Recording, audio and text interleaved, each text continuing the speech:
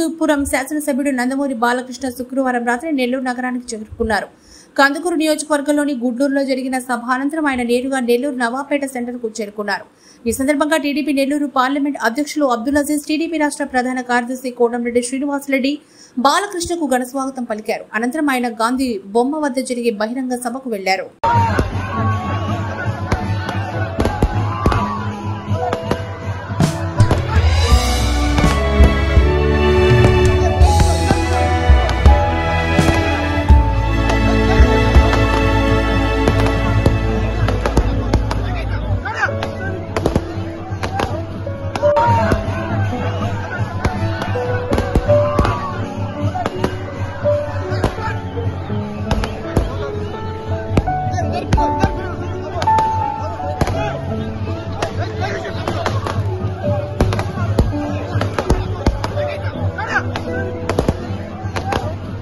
నెల్లూరు జిల్లా వార్తలను అత్యంత వేగంగా అందిస్తున్న మీ సింహపురి న్యూస్ ఛానల్ ను సబ్స్క్రైబ్ చేయండి. అందులోని ప్రతి వీడియోని లైక్ చేయండి, షేర్ చేయండి, మరింత మంది చేత సబ్స్క్రైబ్ చేయించండి. నెల్లూరు జిల్లా జర్నలిస్టుల మిత్రుల సహకారంతో ప్రారంభమైన ఏకైక ఛానల్ సింహపురి న్యూస్, అణగారిన వర్గాల గొంతుక.